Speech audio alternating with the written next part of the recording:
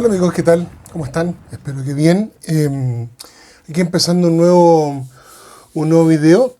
Esta vez me voy a alejar un poco de lo que son batallas, combates, ese tipo de cosas, porque hay varias cuestiones que han quedado un poquito en el aire que en el transcurso de todos estos meses que ya llevamos haciendo videos. Pero antes que eso quiero darle un agradecimiento muy especial a mi amigo y compañero de curso Alejandro Guzmán, porque la música que ustedes escucharon al principio la compuso él, y lo cual me ha sacado un problema por esto que teníamos con las licencias en YouTube y toda la cuestión. Así que, don Alejandro, muchísimas gracias, y espero que sigamos colaborando porque todo se puede ir haciendo en el camino. Eso, amigo mío. Oye, bueno, volviendo al tema. Lo que pasa es que me han llegado varios mensajes que expresan diferentes puntos de vista respecto a un hecho de la guerra en particular. Obviamente las cosas que ya hemos visto. Pero algunos han llegado en un tono un poquito soberbio, que no me extraña para nada, pero ok, así es. Diciendo que en el fondo usted está equivocado y yo no estoy equivocado porque lo dice tal persona en la fuente que yo consulté. A ver, puedo estar equivocado, sin duda. Yo no soy perfecto y por supuesto yo no tengo la verdad. Yo no creo tener la verdad absoluta, menos en la historia. Porque la historia es objetiva, es totalmente subjetiva, no es objetiva. ¿Ok? La historia no es un acto de fe. Yo les dije que la historia normalmente depende de cómo uno la mire, de cómo uno se aproxime a la historia, de quiénes sean sus fuentes. Obviamente yo voy a ver la historia de la guerra del Pacífico de una manera, pero nuestros amigos peruanos las ven de otra, porque somos distintos, porque así es el mundo, ¿ok? Ahora, lo que no puede ser discutido son los hechos históricos propiamente tales. A ver, Arturo Prat murió aquel 21 de mayo de 1879. Eso es un hecho real, falleció. La pregunta es cómo murió. Y ahí podemos tener versiones distintas. Entonces, el análisis de una o más fuentes no bastan. Hay que usar muchas fuentes, muchísimas fuentes. Cruzar la información, manejar esa información. Cuando digo cruzar la información no es una vez, es muchas veces. ¿Ya? Y después de que nos hagamos una idea general sobre las causas y los hechos de determinada acción, recién podemos tener una opinión al respecto. ¿Ok? Vale. Vamos a partir hablando de que fue lo que me llegó, ¿no es cierto?, de la representación pictórica de la Guerra del Pacífico. Los cuadros que se fueron hechos y se siguen haciendo. De hecho, tenemos gente tan importante como Pedro Subercaseaux, que pintó sobre la Guerra del Pacífico, Ludovico Maraziani, complicado el apellido del italiano, que pintó también en Perú sobre la Guerra del Pacífico. Pintaron después, en 1905. Pero ninguno de estos grandes artistas estuvo presente en la Guerra del Pacífico.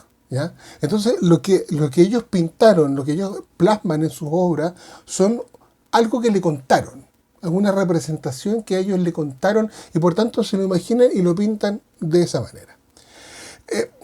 Por ejemplo, del mítico salto de Alfonso Ugarte del Morro, hay dos pinturas. Y cada una, de las que estamos viendo en pantalla, ¿no es cierto?, tiene una diferencia sustantiva. Una tiene el cabello blanco y la otra tiene el cabello negro. Y eso da cuenta que ninguno de los dos pintores estuvo ahí. Es más, da cuenta de que la gente que le contó este mito tampoco sabía el color del caballo que estaba saltando Ugarte del Morro. ¿Ok? Por eso son representaciones. En el caso de la muerte de Prat, de la muerte, no del salto, de la muerte, hay una pintura de Fray Pedro Subercaseaux en que se ve claramente, ¿no es cierto?, un balazo en la sien izquierda. ¿Ya? Y hay otra pintura, otra representación gráfica, donde se ve que fue un culatazo que le pegaron. Culatazo, otras fuentes me hablan de un cacerolazo. Entonces, ¿cuál es la verdad? ¿Cómo muere Prat? ¿No es cierto? Las cartas de los oficiales que mandaron, las cartas de los oficiales de la Esmeralda, por supuesto, que mandaron a su gente, que los oficiales de la Esmeralda lo vieron, si la muerte de Prat fue a 20 metros. ¿Ya? Los partes de combate indican que Pratt murió de un balazo en la frente, o cercano a la frente, o sea, en esta zona de acá. ¿Ya? Y, eh, y no hubo ni sartenazo, ni culatazo, ni nada por el estilo. Pratt primero recibe un impacto en el lado izquierdo del cuerpo, que no está claro si fue torso, cadera o rodilla. Cae, se apoya en su pierna izquierda hacia el suelo, y ahí le llega el balazo en la parte superior del cráneo. ¿Ok? Entonces, todo el resto es, bueno, representaciones. Y esas representaciones son hechas por periodistas que estuvieron presentes a la hora del combate. Algunos sí estuvieron, pero muchos no estuvieron y dijeron que sí habían estado. ¿Ok? En fin. Tenemos otra representación muy importante, porque además refleja una realidad, de eso ya lo vamos a hablar, que son los 3 cuadros que se exhiben en el reducto número 2 de Lima, ¿no es cierto? Los cuadros se llaman, voy a leer, El chileno destructor. Estamos viendo el chileno que destruye, quema todo, ¿no es cierto? Básicamente está ambientado en Miraflores. El chileno ladrón, ¿no es cierto? Que lo vemos ahí con unas bolsas que están llevando cuchillerías de plata y cuánta cosa pueden encontrar que se están robando. Y el chileno violador, ¿ya? Aquí me quiero detener un segundito. En este cuadro se aprecia que hay un chileno corvo en mano que va a degollar a un señor anciano. Hay otra imagen de un chileno que le está clavando una bayoneta a una señora de edad indeterminada.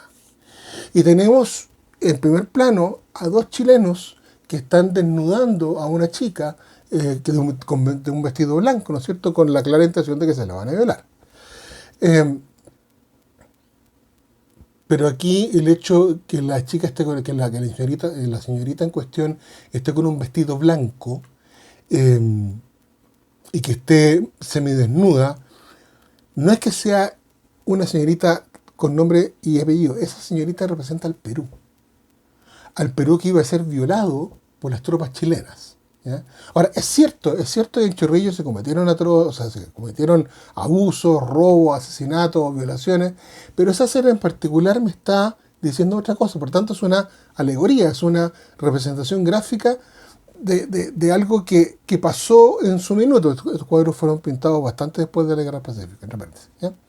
Entonces, por estas razones, no podemos tomar a la gran cantidad de obras pictóricas como fuente primaria.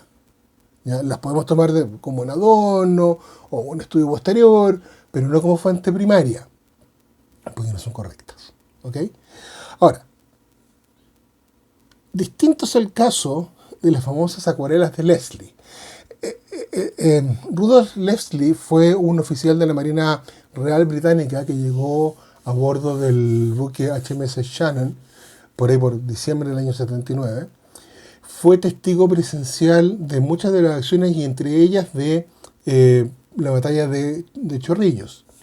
Luego de la batalla él desembarca y dibuja unas acuarelas muy bonitas, aquí estamos viendo algunas, muy bonitas sobre el estado en que quedó el sitio de la batalla. Por tanto, y de hecho son 36 acuarelas, por tanto podemos tomar esos cuadros para darnos un contexto de situación, ¿ya?, de lo que fue esa batalla. Él no estuvo presente en la batalla, pero sí estuvo ahí días después y sí retrató en sus pinturas lo que pasó. Por tanto, podemos tomar a Rudolf de Leslie como una fuente primaria para, repito, hacernos una idea de contexto, una idea de lugar, una idea de situación de cómo fue la batalla de Chorrillos. ¿Okay? Pero vamos a volver a la prensa escrita.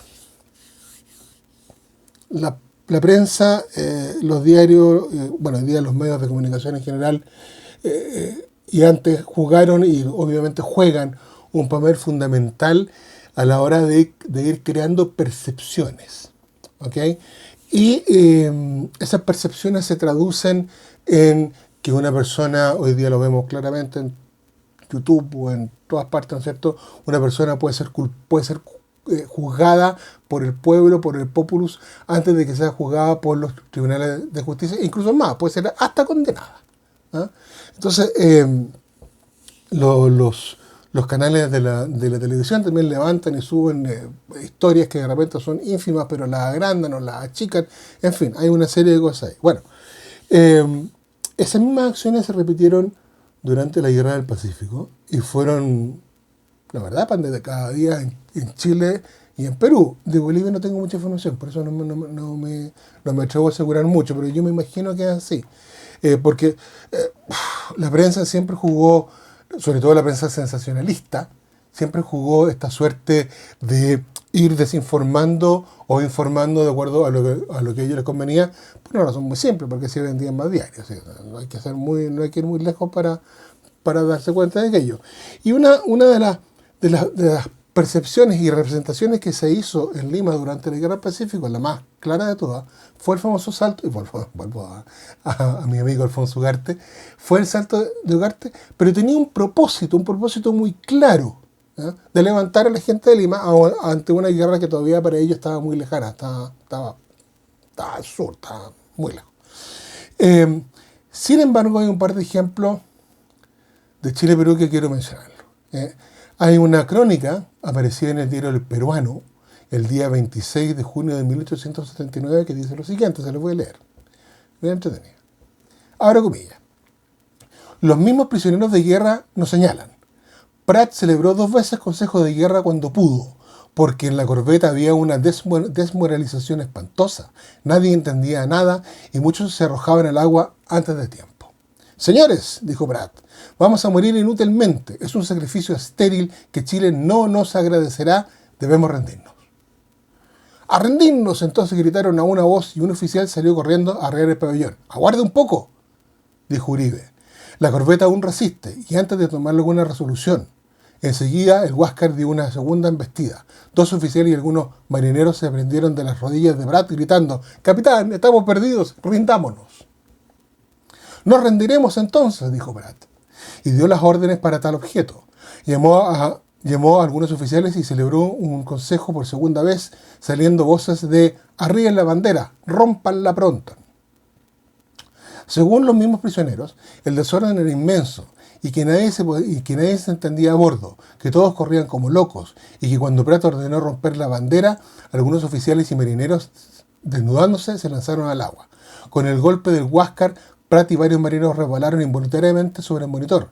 Se levantó Prat y dio vueltas alrededor de la torre gritando «¡Estamos rendidos!», mientras que el resto de los marineros gritaban pidiendo misericordia y vivando el Perú.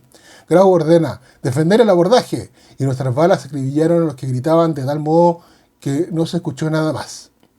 El valor y el coraje de los chilenos no existe. Esa valentía que tanto pregonan los escritores chilenos es una mentira. Ahí está la vergüenza de su derrota. Cierro comillas. En una mirada rápida, podría ser, estoy pensando en el minuto, podría ser que a lo mejor algo de eso hubo. Pero una segunda lectura, no mucho más profunda, un poquito más profunda, tiene un error súper grave. Dice, abro comillas, enseguida el Huáscar dio una segunda embestida. 2 oficiales y algunos marineros se prendieron de las rodillas de Prat. O sea, al segundo furonazo Prat todavía estaba arriba de la Esmeralda, según esta crónica. Todos, los partes de combate, los relatos, hasta el mismo Grau, dicen que en el primer espolonazo Prat salta sobre la cubierta del Huáscar. Por tanto, en el segundo espolonazo él ya no estaba sobre la Esmeralda. Ya había muerto. Entonces, ese pequeño detalle que resalta, indica que la crónica no es tal. O sea, que fue una invención. Y ya merece graves dudas todo el resto. Bueno, sabemos de que todo el resto ya merece dudas, pero pongámonos en el contexto. ¿Ok? Entonces, hay que tener cuidado cuando uno lee algunas cosas, porque por estos detalles chiquititos uno empieza a saber, oye, aquí hay un error grave o un error de fondo, no un error de forma, un error de fondo grave, gravísimo, digamos. ¿Ok? Bueno, en Chile también tenemos un caso similar. Esa crónica es muy larga, así que no la voy a leer. El corresponsal de guerra del diario El Mercurio de Valparaíso, de Luis Cavie, se mandó una crónica de la batalla de Tacna, que fue desastrosa por todos lados. criticó la conducción de la batalla, criticó las tácticas militares, criticó y cuestionó el liderazgo de Baquedano. En fin, fue una crónica muy dura. Entonces generó una batahola de tal proporciones en Santiago y Valparaíso que se le prohibió al periodista Caviedes volver a la guerra a ser corresponsal. De hecho, tuvo que devolverse a Valparaíso. A ver, está bien criticar, ¿ya? Todos tenemos el derecho a hacerlo, pero todos debemos criticar en una forma responsable y con conocimiento de causa, porque de lo contrario es prender el ventilador, no, pues disparar. Ustedes saben de lo que estoy hablando. Pero no es la idea. A ver, si yo voy a criticar, no me tapo el micrófono, perdón. Si yo voy a criticar una operación militar, algo tengo que saber de operaciones militares, y no con qué ropa estoy criticando, ¿ya? Esto es lo mismo que si yo critico una operación de rodilla, de que me hace un traumatólogo diciendo, no, sabe que está mal esta cuestión, porque en mi opinión no es así. ¿Qué diablos sé yo de las operaciones de rodilla? ¿Me entienden a dónde voy? Si yo voy a criticar algo, debo tener algún conocimiento de aquello.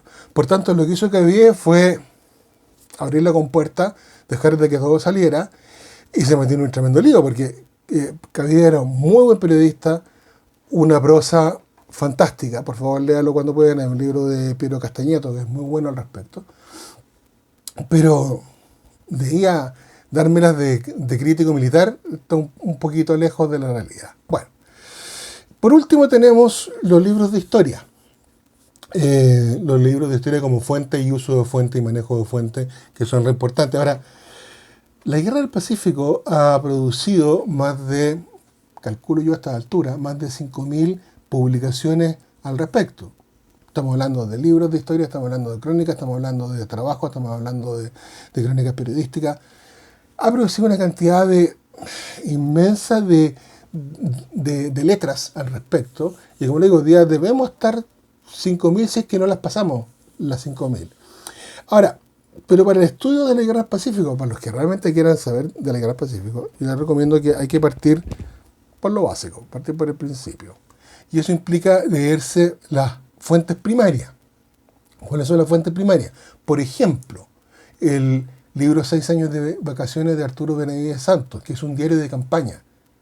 Yo fui, yo lo vi, yo estuve ahí, a mí no me lo contaron. Eso fue fuente primaria. Cartas, relatos en primera fuente, crónica del periodista que realmente estuvo ahí. El Economía sí estuvo en muchas partes, ojo, cuidado.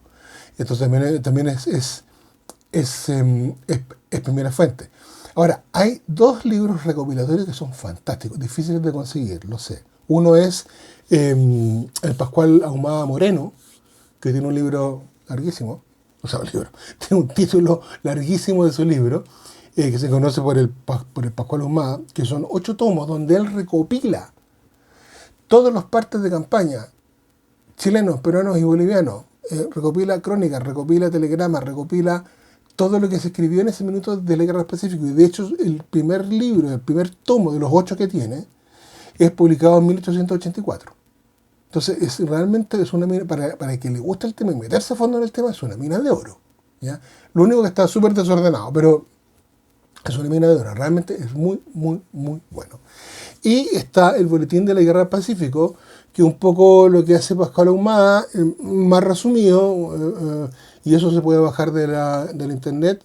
Fue publicado en Chile, su segunda publicación, que está disponible desde 1979. Lo buscan en la Biblioteca Nacional y ahí se puede bajar para el que quiera meterse en el tema. Viene con algunos datos bien encachados y viene con algunos mapas también. Pero eso son fuentes primarias, fuentes de gente que estuvo ahí. Ahora, en cuanto a los clásicos, ¿no es cierto? Estamos hablando de un Mariano Felipe Pasoldán, un Vicuña Maquena, un Barro Banana.